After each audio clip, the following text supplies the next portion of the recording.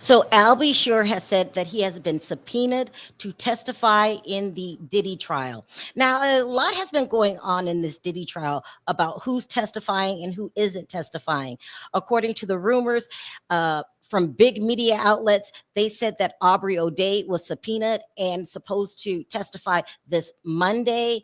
But according to Aubrey, she wasn't going to testify, and it was just a coincidence that she was in New York.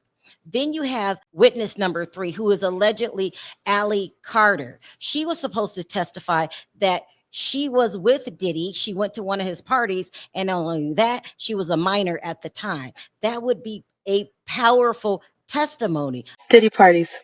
Um, those are assault parties, and I was one of the kids that was one of the party favors. And a party favors means that you're set on top of a table and you're used as a toy for anybody who comes across the table or who wants to party at a certain time of night. When the music stops and then the DJ starts flashing all these lights and they close the doors, and then everybody turns into like a frenzy and starts going into a crazed animal like demonic state, and you have no idea what's going on. And yes, there was a time where I was just like completely don't give a shit because it happened, and I was the type of kid that thought that, you're in the presence of royalty and they make it seem like you're in the presence of Hollywood, so you should be honored and you should be appreciating that you're there. And I was that person. I totally acted like that. I was like, oh, it's fine, it really doesn't matter. But then it really did matter. There's cities underground, there's warehouses underground, there's actual homes underground. People build these tunnels and they've built them for decades. There's a lot, and elite celebrities, they go down there for parties.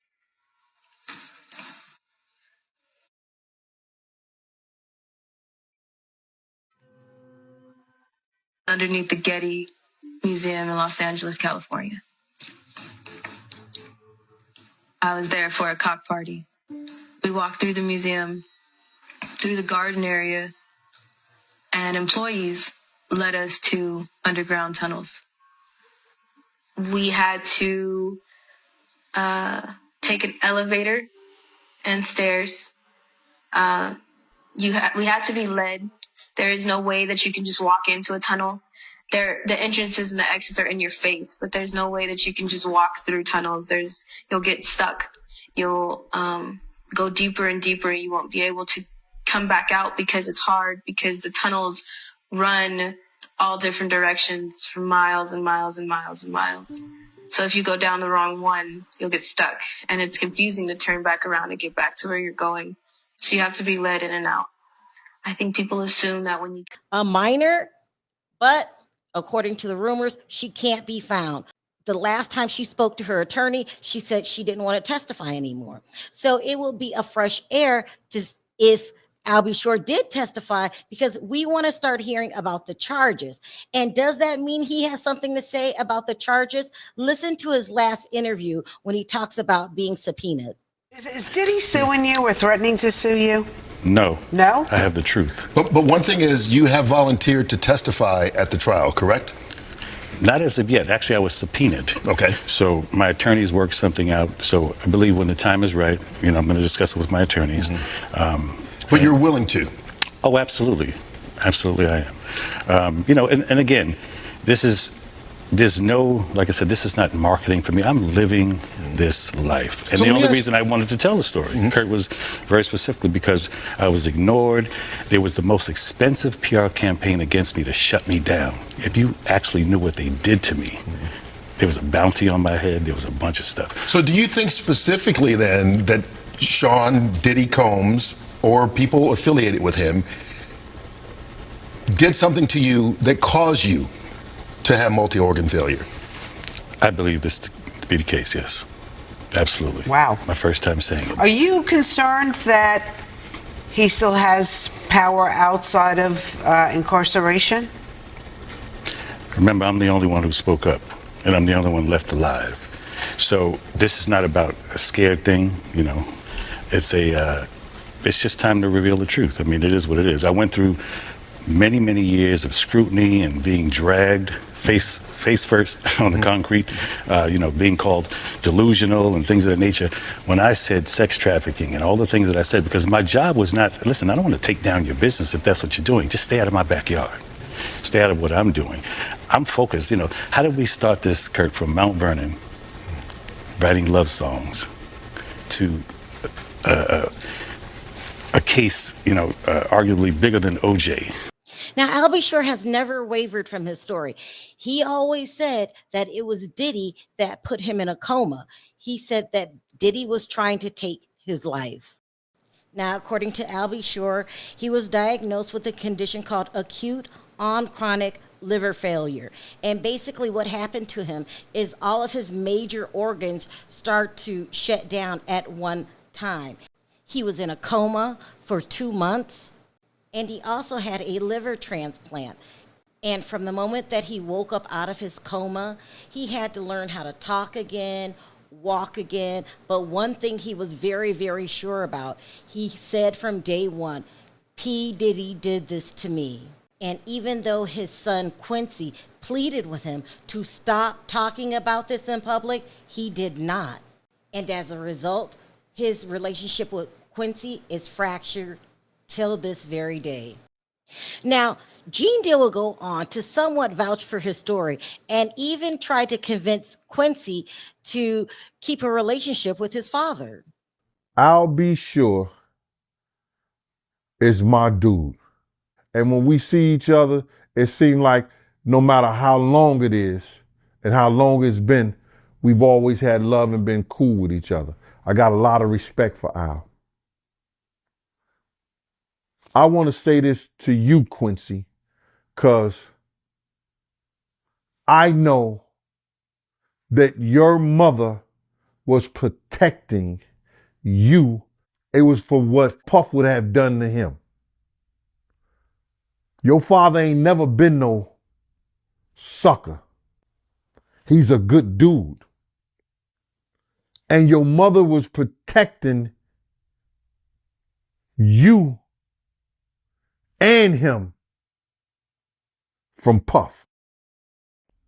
Your father was from money earning Mount Vernon. And he ain't never been no sucker, bruh. I go back with Al ever since 89. And I'm letting you know this, brother. That's your pops, which is your father, and he love you. Make it good with your pops, bruh. Make it good with your pops, because you are a part of him. How you feel about it personally? I feel that Kim knew that he wanted to love on his son. And she kept Al away from Quincy because of Puff, and I don't know why. I couldn't tell you why. Other than, for some strange reason, Puff always want to claim something that ain't his. I just think that it's a lot of brainwashing that went on. He brainwashed those kids, and that's what narcissists and people of his caliber do. I feel like Quincy was brainwashed. I feel like Justin, the rest of them. Justin was too.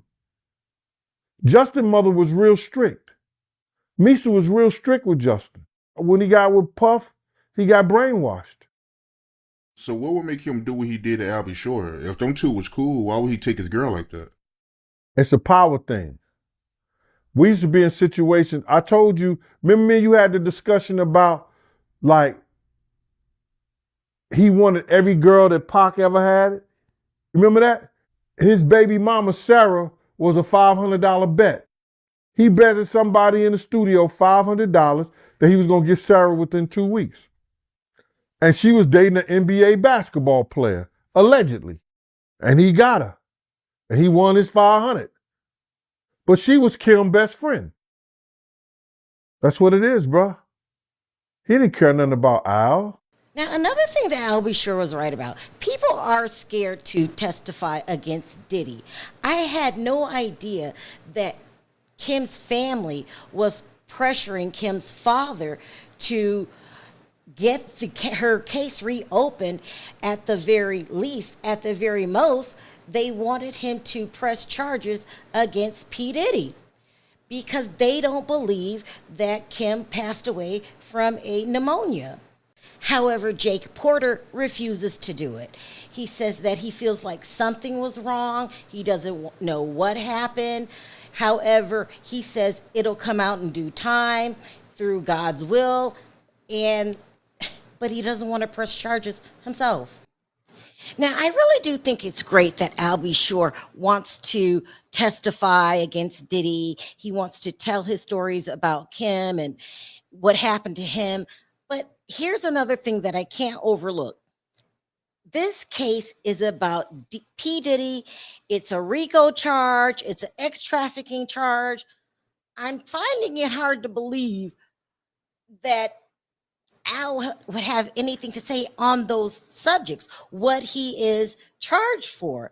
I mean, you knew about ex-trafficking, you knew about fraud and bribery, you knew about everything. What could he possibly know about when it comes to Diddy's real charges?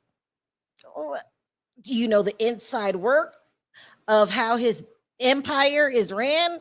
I'm very, very confused, but listen, I am willing to listen to any and everybody that testifies. I really want, I think that Diddy needs to be put behind bars, not for life, but long enough for he doesn't hurt anybody else and that he learns some lessons. He needs therapy, if you ask me. So let me know your thoughts in the comments section. Do you think that Al B. Sure testifying is a good thing? Do you think he'll testify at all? And what do you think about Allie Carter being witness number 3?